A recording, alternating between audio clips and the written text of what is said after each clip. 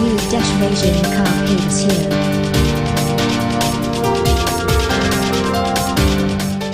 देवरिया जिले में जिला विधिक सेवा प्राधिकरण देवरिया के तत्वावधान में राजकीय इंटर कॉलेज में विद्यार्थियों को विधिक साक्षरता एवं करियर काउंसलिंग हेतु शिविर का आयोजन किया गया। इस कार्यक्रम में मुख्य अतिथि जिला विधिक सेवा प्राधिकरण के सचिव न्यायाधीश शिवेंद्र कुमार मिश्र रहे। राजकीय इंटर कॉलेज के प्रधानाचार्य प्रदीप शर्मा ने मुख्य अतिथि को पुष्प गुच्छ एवं स्मृति चिन्ह देकर सम्मानित किया। मुख्य अतिथि श्री मिश्र ने विद्यार्थियों को विधिक साक्षरता में उनके मूल अधिकारों तथा मूल कर्तव्यों के बारे में अवगत कराते कहा कि भारतीय संविधान में विद्यार्थियों को शिक्षा के अधिकार को मूल अधिकारों में रखा गया है। यह भारत के 6 वर्ष से 14 वर्ष के विद्यार्थियों को शिक्षा पाने की स्वतंत्रता देता है। उन्होंने कहा कि आप अपने मूल अधिकारों से अधिक अपने मूल कर्तव्यों के प्रति जागरूक रहें, क्योंकि आप अपने दायित्वों के आधार पर ही देश की उन्नति में अपना बहुमूल्य योगदान दे सकते हैं। यदि किसी भी प्रकार के आपसी विवाद होते हैं तो उन्हें आप बातचीत के माध्यम से सुलझाएं, जिससे आपके समय और धन दोनों की बचत होगी। यदि किसी भी व्यक्ति को विधिक सहायता की आवश्यकता होती है तो वह जिला विधिक सेवा प्राधिकरण देवरिया में एक प्रार्थना पत्र देकर निःशुल्क विधिक सहायता प्राप्त कर सकता है।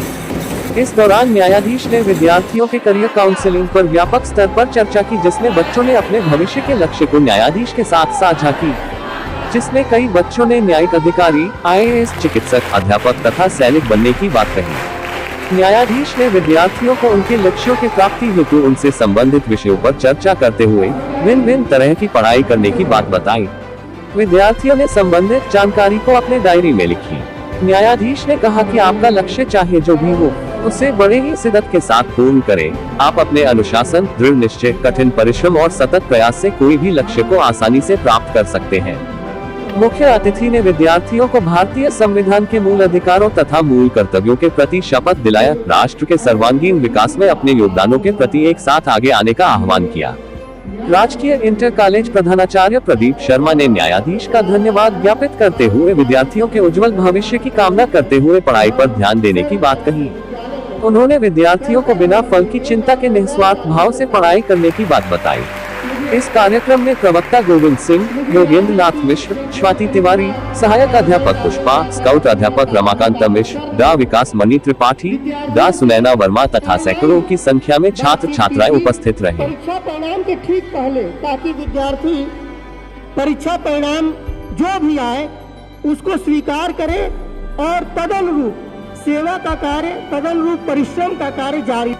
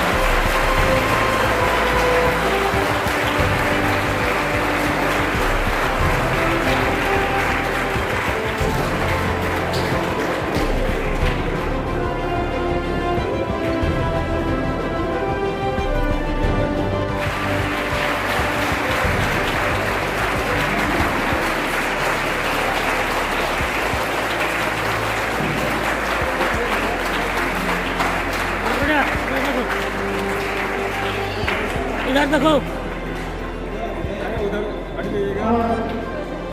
सर के पास बहुत संभाव है तो ऐसा देख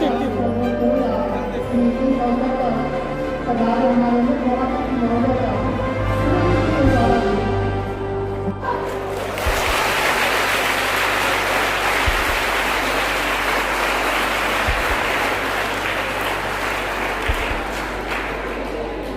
जनपद देवरिया बहुत बेहतरीन और अच्छे ढंग से अपने कर्तव्य का निर्वहन कर रहा है। यह मानना है हमारा कि अगर आप प्रयास अच्छा करिए, बेहतर करिए, तो शायद कहीं न कहीं हमेशा सफलता मिलती है। आज हमारा कार्यक्रम दो तरह से चलेगा। एक विधिक साक्षरता जिसमें हम कुछ विधिक की चीजें आपको बताएंगे, और एक जिसमें हम आपके बीच में भी आएंगे और आपसे सीधे आपके कैरियर को लेकर, आपकी पढ़ाई को लेकर, आपके दिक्कतों को लेकर सीधे आपसे बात करेंगे। विधिक साक्षरता में आप सब जानते हैं कि भारत के संविधान में दिए गए मूल अधिकार हम सबको एक बेहतरीन अधिकार देता है। शिक्षा का अधिकार देता है, स्वास्थ्य का अधिकार है, हमारे पास एक बेहतर लाइफ जीने का, राइट टू लाइफ, जीवन जीने का अधिकार है। सभी व्यक्तियों को मानवाधिकार और सारी व्यवस्था पता है, लेकिन यह सोचने की बात है कि इतना होने के बाद भी आज स्थिति हम कहां पर हैं, इसको क्यों नहीं हम आगे बढ़कर कर पा रहे हैं, या दिक्कतें क्यों हो रही हैं। यह चीजें कहीं न कहीं हम सबके लिए सोचने का विषय है, और इसीलिए आपको यह जागृत करने के लिए आपके बीच में मैं उपस्थित आया हूँ। और धन्यवाद भी दूंगा आपके कॉलेज के आदरणीय प्रधानाचार्य जी का, जो मेरे साथ एक बड़ी शिक्षा की कमेटी में है, लगातार इनोवेटिव करते रहते हैं। आप समझो कि जब भी हम कोई बेहतर और अच्छा काम करने की कोशिश करेंगे तो चीजें एक बेहतरीन तरीके से चलेंगी। मैं आपके बीच में आ रहा हूँ, और आपके हमारे बीच में दुनिया बहुत नहीं होनी चाहिए, क्योंकि अगर हम दूरी से बात करेंगे तो आप समझ नहीं पाएंगे। इसलिए सीधे सीधे आपके बीच में हम बात करेंगे, एक शिक्षक की तरह आपके बीच में बात करेंगे। और थोड़ा पीछे भी हो जाइए। और आपकी जो भी चीजें हैं उससे हम रूबरू होंगे, आपकी दिक्कतों से रूबरू होंगे, आप कैसे अच्छा पढ़ सकते हैं इससे रूबरू होंगे। तो सबसे पहले हम अपनी जो नारी शक्ति है, जो हमेशा अपनी परिश्रम, मेहनत, अपने अच्छाई से पूरे समाज में एक अलग निर्माण करने का कार्य आपका है, उनसे बात करेंगे। फिर आपसे दोनों लोगों से बात करते रहूंगा मैं। बहुत अच्छा, और बताइए। बहुत अच्छा। और कोई महिलाओं के नाम क्या बताइए? यस, क्या नाम है आपका? नाम बताइए, क्या बताइए? ससी मॉडल क्लास की छात्रा हूँ। ससी मॉडल का नाम है, क्लास 12 की छात्रा हूँ। और फिर आपसे पूछे तो समानता का अधिकार है, शिक्षा का अधिकार है।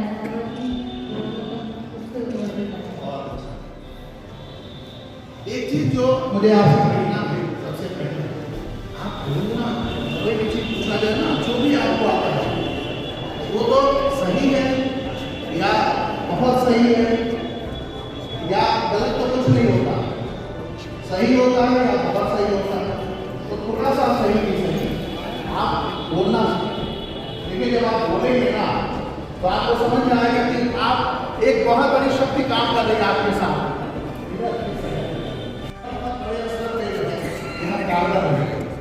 आप समझो एक चीज कि जब आप कोई भी प्रश्न अगर है तो दिमाग में ठीक किया उत्तर आपको देना है, वो उत्तर हो सकता है आपके दिमाग में हो, लेकिन आप उसको रखे हो बोलते भी, तो हमेशा इस जो जस्ट इसको जोड़ते हैं, बोलिए सही या जो भी चीजें, ठीक है। तो जो अधिकार है उसके साथ एक चीज, कोई भी चीज हमेशा दिन है तो रात है, अधिकार है तो उसके साथ कर्तव्य है। तो पहले हम कर्तव्य की तरफ चलेंगे। भारत के संविधान का जो हमारा एक कर्तव्य विश्व भारत होने के नाते जो हमारा कार्य है, उसको लोगों के बीच में अधिकार देकर जब भारत का संविधान निर्मित हुआ तो मूल अधिकार शामिल किए गए। बाद में महसूस हुआ कि लोग अपने अधिकार के प्रति सक्षम हैं, लेकिन देश के नागरिक होने के नाते जो एक कर्तव्य है उसके प्रति भी ध्यान नहीं दे रहे। तो बाद में यह धीरे धीरे लोगों को समझ में आने लगा कि यह ऐसी चीज है जो बहुत जरूरी है देश के उत्थान के लिए।